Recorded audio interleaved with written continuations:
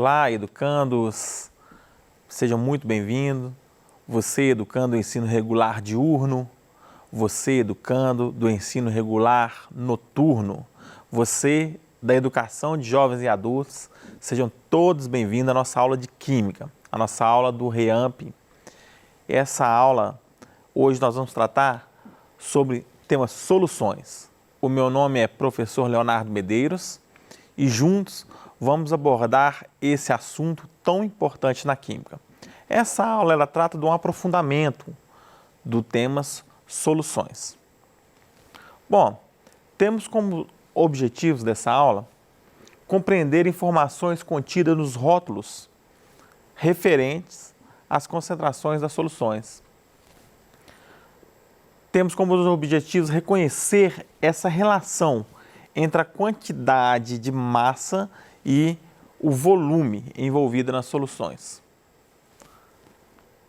Temos também como objetivo interpretar esses dados sobre as concentrações das soluções e calcular alguns tipos de concentração, dentre elas a concentração comum e a concentração molar. Mas o que é então a concentração de uma solução? Essa concentração estabelece uma relação entre o soluto e o solvente. Recordando um pouco do que falamos na aula anterior, soluto, de forma mais simplificada, seria aquilo que se dissolve, aquilo que está em menor quantidade, enquanto solvente seria onde se dissolve, aquilo que está em maior quantidade. Soluto mais solvente seria a solução. Então, essa relação dada entre a quantidade de soluto e a quantidade de solvente, nós vamos tratar como concentração, onde o soluto ele pode ser dado em grama, em quilo, em miligrama. O volume pode ser dado em ml, em litros, em metros cúbicos. Nós temos toda uma relação a se fazer, né? Então, a primeira concentração que nós iremos abordar é uma concentração chamada concentração comum ou a concentração em massa.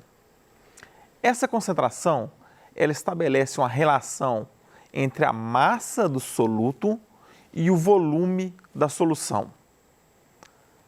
A massa do soluto nós daremos em gramas e o volume da solução em litros.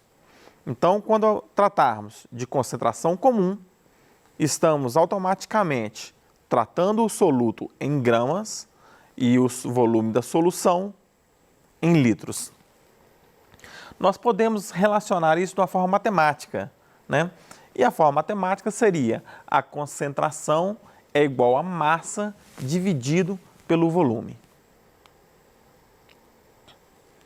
Uma outra concentração muito importante é a concentração em mol. Essa concentração, ela estabelece a quantidade de matéria. Então, nós vamos tratar o número de mols que estão ali presentes em um determinado volume daquela solução. O volume em litros. Podemos também estabelecer uma relação matemática. E essa relação matemática é a seguinte: a concentração molar, mol por litro, molaridade, é o número de mols, esse N, sobre o volume. E como nós determinamos o número de mols? Nós pegamos a massa do soluto e dividimos pela sua massa molecular. E aí nós encontramos o número de mols ali presente naquela solução. Vamos a um exemplo do Enem de 2012. Então, o quadro abaixo, ele apresenta o teor de cafeína em diferentes bebidas que são consumidas pela população. Então, nós temos aqui nesse quadro bebidas como café expresso, café filtrado, chá preto, refrigerante, cola e chocolate quente. E ele nos deu a quantidade de volume dessas bebidas. Então, para o café expresso, 80 ml, para o café filtrado, 50 ml, para o chá preto, 180 ml, para o refrigerante cola, 250 ml, para o chocolate quente, 60 ml. E ele nos deu a quantidade média de cafeína presente ali. Então, para o café expresso, 120 miligramas, para o café filtrado, 35 miligramas, para o chá preto, 45 miligramas, para o refrigerante cola, 80 miligramas e para o chocolate quente, 25 miligramas. Todas essas bebidas contêm cafeína. E ele perguntou o seguinte, analisando esse quadro, qual dessas bebidas vai apresentar o menor teor de cafeína por unidade de volume? Então, voltemos ao nosso quadro. Primeira coisa que nós iremos fazer, vamos abordar isso sob o espectro da concentração comum. Primeira coisa, vamos converter esse volume em ml para litros e converter a quantidade de miligramas para gramas, porque a nossa concentração era gramas por litro, né? Poderíamos ter deixado miligramas por ml também, mas para efeitos nossos de cálculos em grama por litro, perdão, nós estabelecemos uma relação direta. Colocamos na nossa fórmula, concentração a massa sobre o volume, e chegamos à seguinte conclusão, que dentre essas bebidas, aquela que apresenta a menor relação entre a quantidade de cafeína e o volume é o chá preto. Tem apenas 0,25 gramas de cafeína por litro de solução. Então, dentre as nossas opções, a opção correta seria o chá preto. Analisamos mais um exemplo do Enem de 2015. Mais uma questão abordando a cafeína, né? Então diz o seguinte, a cafeína ela é um alcaloide identificado e nos dá o nome 1,3,7 trimetilxantina. Esse é o nome do composto químico, né? E ele nos dá um dado importante nesse exercício, nos dá a massa molar. Então a massa molar desse alcaloide é 194 gramas por mol. E ela nos apresenta a estrutura química dele também, né? A estrutura química contém uma unidade de purina. Esse alcaloide é encontrado em grande quantidade nas sementes de café e nas folhas de chá verde. E aí ele nos dá outra informação no exercício. Uma xícara de café contém em média 80 miligramas de cafeína. 80 miligramas de cafeína. Considerando que a xícara descrita contém um volume de 200 ml, qual que é a concentração em mol por litro? Preste atenção, nós temos uma concentração que ela é dada em mol por litro. E o nosso volume está em ml e a nossa massa está em miligramas. Nós sabemos que para achar o número de mol é grama dividido pela massa molecular. E é relacionado com o volume em litros. Então, teremos que fazer algumas conversões de unidades aqui. Bom, a nossa xícara de café, ela tem 200 ml, 0,2 litros. E nos deu a informação que ela teria 80 miligramas de cafeína. Então, eu faço a seguinte relação. Se nessa xícara de 200 ml eu tenho 80 miligramas de cafeína, se eu tivesse 1 litro, já que a minha concentração é mol por litro, se eu tivesse 1 litro desse café, quantos miligramas de cafeína eu teria? Estabeleço uma regra de 3 e faço essa multiplicação cruzada. Então, chego à conclusão de que se eu tivesse 1 litro dessa cafeína, desse café, eu teria 400 miligramas de cafeína. Bom, eu já achei agora a quantidade presente em 1 litro, mas achei em miligramas. o que eu devo fazer? Eu devo converter esse 400 miligramas para gramas. E aí é 0,4 gramas. Voltando lá no início, no enunciado, ele me informou que 1 mol de cafeína pesaria 194 gramas. Isso eu retirei lá do enunciado. Agora, eu já sei que eu tenho 0,4 gramas em 1 litro. Então, eu estabeleço que 0,4 gramas tem um número X de mols. Monto a minha regra de 3, faço essa multiplicação cruzada e eu tenho, ao final, 0,00206 mols. Bom, dentre as minhas opções, aquela que mais se aproxima ao meu resultado é a letra B, né? A letra B, ela se aproxima a 0,02.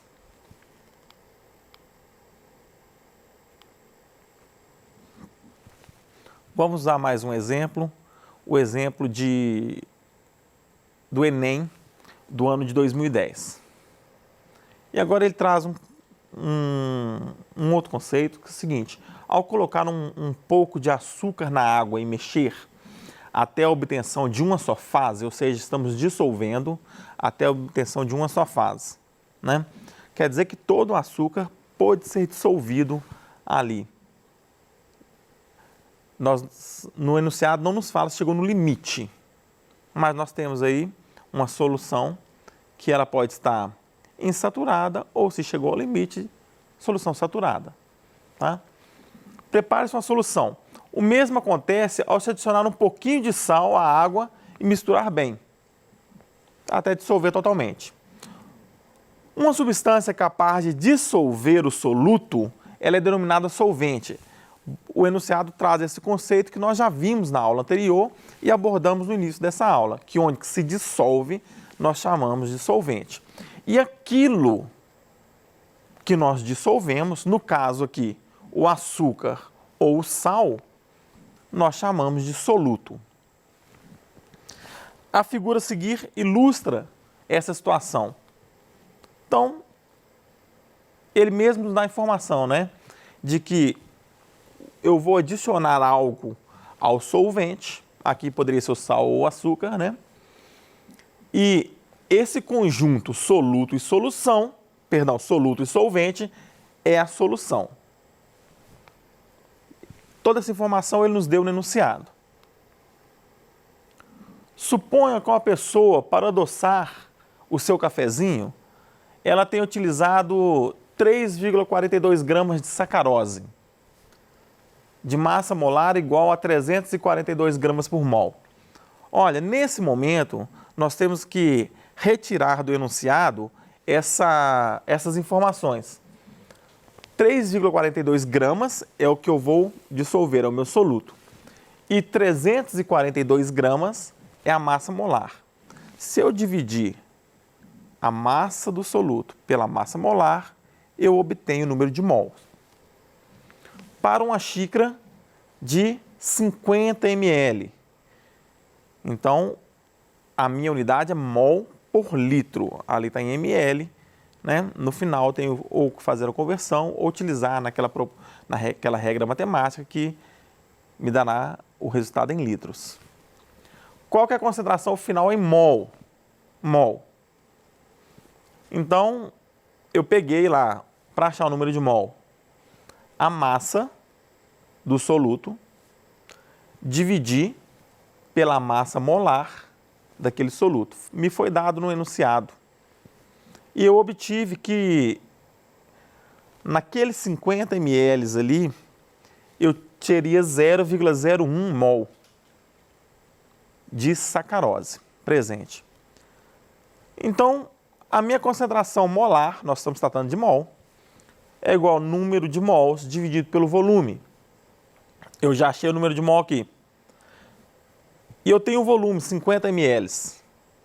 Preste atenção que aqui na fórmula eu coloco ele em litros. Eu não coloco ele em ml.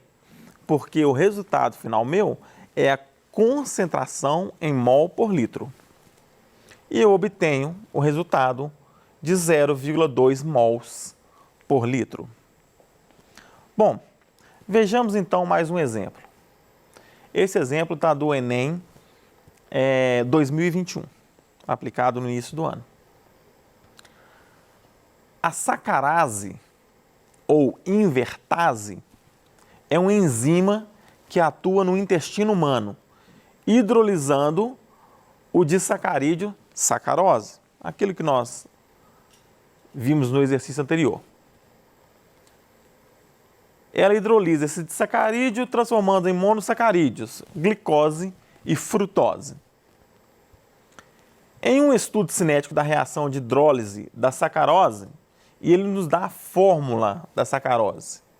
Essa fórmula é muito importante para que eu consiga determinar a massa molar dessa substância. Como que eu vou fazer isso? Eu vou pegar, por exemplo, aqui eu sei que tem 12 carbonos, 22 hidrogênios, 11 oxigênios. Então eu vou lá na tabela periódica, olho qual que é a massa molar de um carbono? É 12. Então eu multiplico 12 vezes 12. Qual que é a massa molar de um hidrogênio? É 1. Eu multiplico 22 vezes 1. Qual que é a massa molar do oxigênio?